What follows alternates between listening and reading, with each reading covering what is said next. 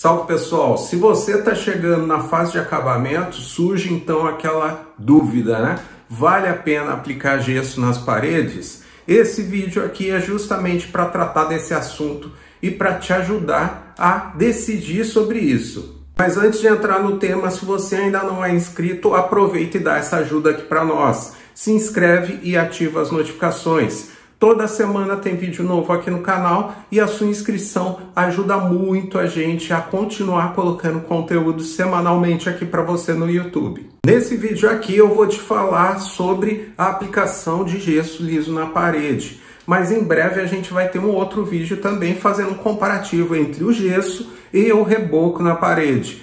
Então, mais um motivo para você se inscrever e principalmente ativar as notificações. Porque dessa maneira, quando o vídeo novo sair, o YouTube vai te dar um alerta e você já vai poder assistir de primeira mão esse novo vídeo. Aliás, aqui no canal a gente já tem um vídeo sobre os custos do reboco e também como calcular cada uma das áreas na tua casa para você ter uma previsão de quanto vai gastar com cada um desses itens.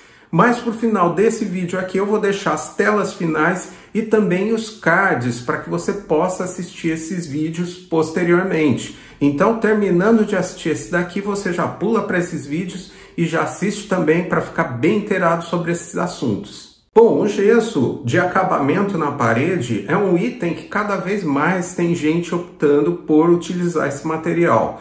E assim como qualquer tipo de acabamento, ele tem vantagens e também tem desvantagens. O primeiro item que você precisa observar com relação ao gesso na parede é que ele tem uma resistência muito baixa à água. Então, ele é o tipo de revestimento que ele não pode ter contato com umidade. Então, nesse caso, dos cômodos da sua casa, você já tem que eliminar da sua lista banheiro, lavabo, cozinha, lavanderia, área de serviço e qualquer área externa que, logicamente, vai ter contato com água, vai ter umidade presente. Essa área externa que eu acabei de citar também se aplica à garagem. Apesar de que a sua garagem pode ser coberta, ela é uma área que fica muito próxima da região mais descoberta. E numa ocasião de chuva vai acabar tendo respingo também. Fora isso, é muito comum nessas áreas externas o pessoal lavar periodicamente. Isso também vai implicar em respingo na região e vai acabar deteriorando o gesso. Então também não é indicado para uma garagem, mesmo que ela seja coberta. O gesso também tem uma resistência menor do que o reboco, principalmente nas casas que, ao invés de você ter utilizado, por exemplo, bloco para confeccionar a parede, você utilizou, por exemplo, um tijolo baiano. Quando você faz uma perfuração para pendurar um quadro, alguma coisa, e vai utilizar bucha e parafuso, você nota que a resistência não é tão grande quanto uma parede com reboco e com bloco. Então, um acaba complementando o outro.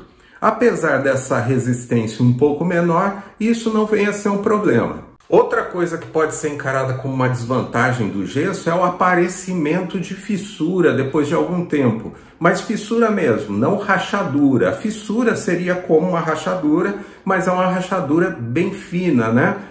A espessura dessa rachadura, né, o vão que ela causa, ele é quase imperceptível, diferente de uma rachadura, de uma trinca maior, que eventualmente pode indicar um problema estrutural e não simplesmente apenas uma fissura, né, na aplicação do gesso.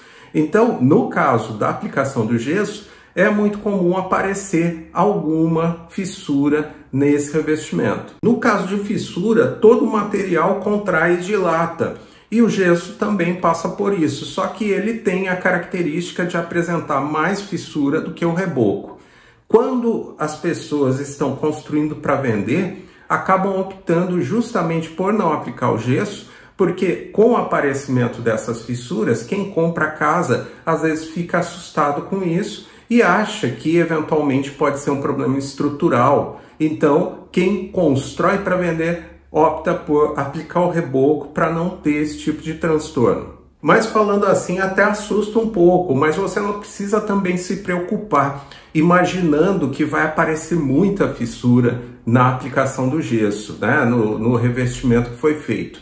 Na verdade, aparecem alguns pontos, isso é normal, em virtude disso que eu já acabei de explicar, que é a contração, né? A dilatação do material, e ele acaba apresentando isso, mas não chega a comprometer esteticamente o imóvel e muito menos tem a indicação de ser algum problema estrutural. Então, ainda assim, continua sendo um bom tipo de acabamento que você pode utilizar. Outra desvantagem do gesso que você vai constatar caso for utilizar é que ele gera muita sujeira, gera muito entulho.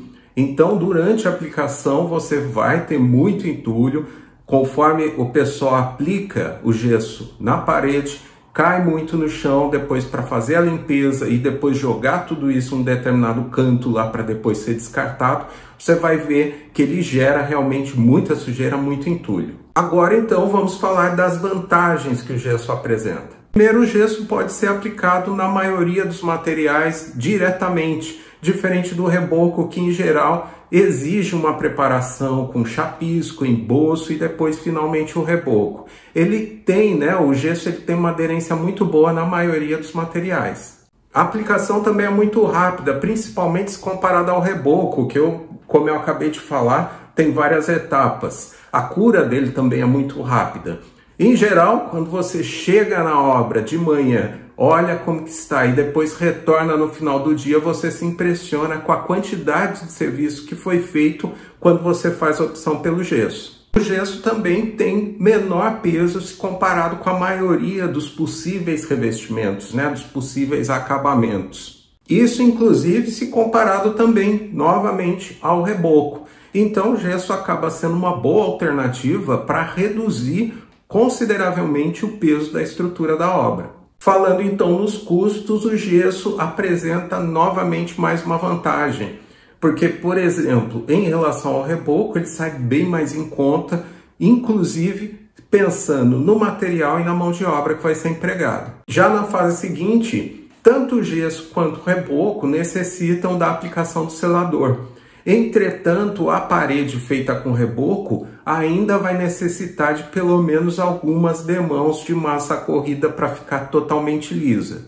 Agora, a parede feita com gesso, se bem aplicado, vai ficar já praticamente finalizada, com poucos detalhes a observar. E daí necessita apenas do selador. Então, no gesso, apenas o selador. No reboco, ainda massa corrida e também o selador. Nesse aspecto, também o gesso acaba saindo na frente, porque você só precisa utilizar um produto para finalizar e depois já vir com a pintura. Enquanto no reboco, além do selador, que também é utilizado no gesso, você vai ter ainda essa necessidade da massa corrida para fazer a regularização final da parede. Porém, você tem que observar que tipo de gesso que você pretende aplicar nas paredes da sua casa. Porque você tem, por exemplo, o gesso desempenado, que é mais fácil e rápido de aplicar, ele acompanha todas as imperfeições da parede, mas principalmente em alguns casos que você instala iluminação dirigida, ele vai apontar, ele vai destacar essas ondulações, ele vai mostrar as imperfeições da parede, então pode não te atender plenamente. Por outro lado, ele ainda é bem mais barato do que o outro gesso. Esse outro gesso é o gesso sarrafeado.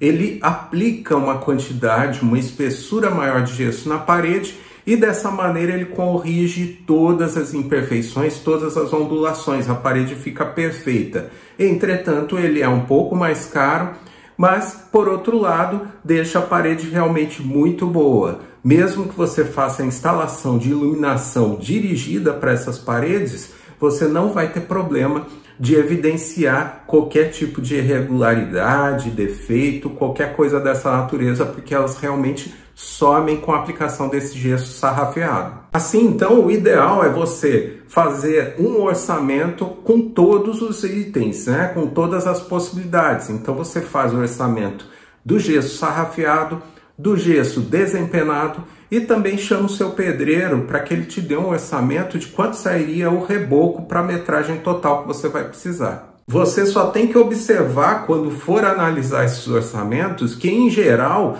o gesseiro, quando ele te dá o orçamento, ele te dá o orçamento da mão de obra já com o material incluso. No caso do reboco com o teu pedreiro, provavelmente ele vai te orçar a mão de obra, mas você também vai ter que levar em conta o quanto você vai gastar de material. Então você tem que somar esses itens. E outro caso, como eu acabei de falar, no caso do gesso, você só vai usar selador no final para depois já entrar com a tinta. No caso do reboco, você ainda vai ter que computar o gasto com massa corrida, além do selador. Então você tem que levar todos esses custos em conta para tomar a melhor decisão e principalmente aquela que cabe no seu bolso também. E não deixa de assistir o outro vídeo que eu falei, né, sobre o reboco, que te dá todo o panorama sobre esse tipo de acabamento na tua obra.